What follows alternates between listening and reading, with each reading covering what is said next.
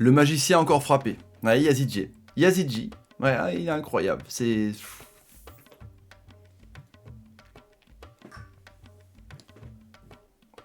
Salut à tous footeuses et footeux de la famille, c'est Thomas. J'espère que vous aurez la notification de cette vidéo, évidemment, avec YouTube.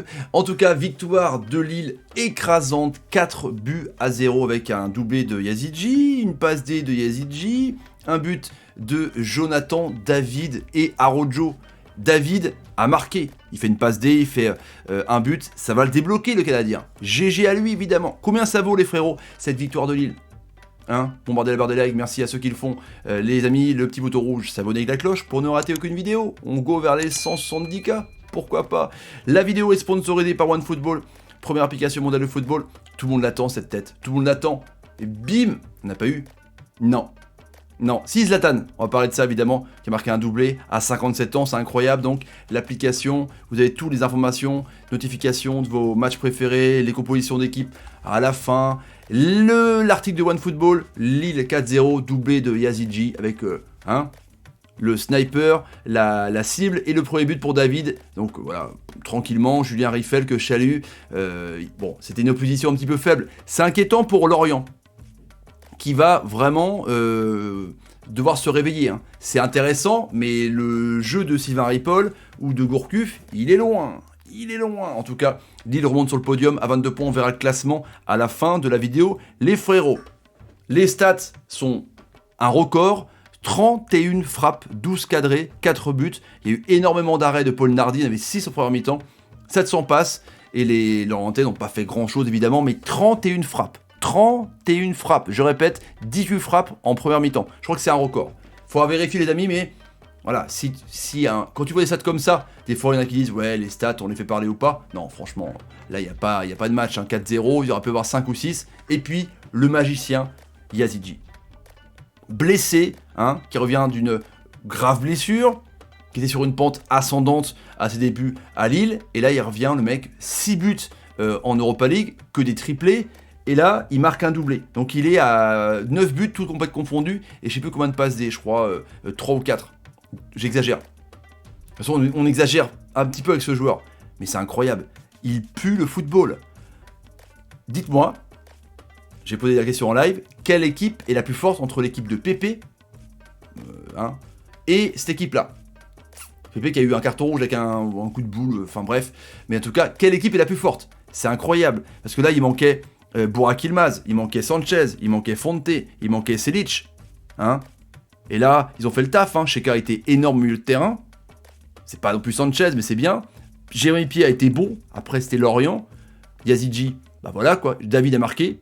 Donc Yilmaz, il peut rentrer tranquillement. Enfin, c'est bouillant quoi. Et Selic, j'espère que c'est pas grave, c'est 3 semaines apparemment. Mais regardez l'effectif de Lille.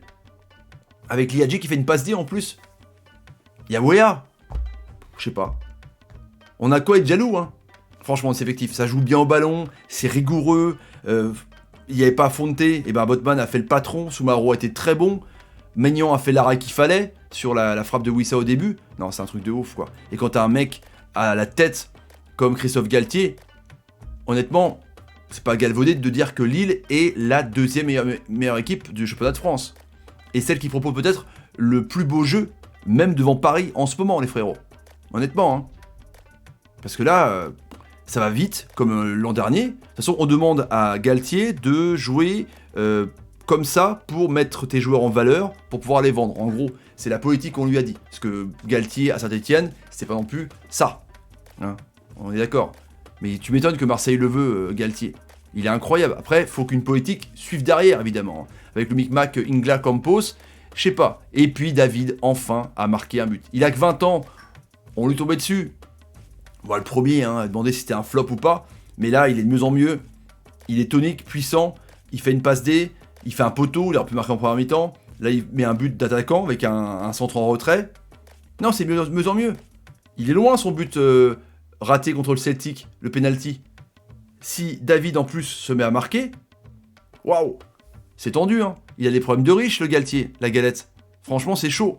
Et puis Sven Botman, j'adore. Enfin voilà, Sven Botman, quand tu recrutes ça, tu te dis, ouais, ok, mais non, mais c'est un monstre. Alors ok, tu fais du trading, ok, tu achètes des joueurs inconnus pour les revendre, mais quand ils sont là, eh ben c'est des monstres. Peut-être que Botman sera vendu 50 millions d'euros, peut-être que Yazidji sera vendu, je sais pas, j'en sais rien, je dis ça comme ça, mais Lille fait du bon boulot partout, à tous les étages. Et puis sur le jeu, il n'y a rien à dire. Ça circule bien, André c'est un patron au milieu de terrain, voilà quoi. Sur le match, il n'y a rien à dire, hein. Sur Lorient, excusez-moi les merlus, mais là, à part une action de Wissa, pas grand-chose quoi.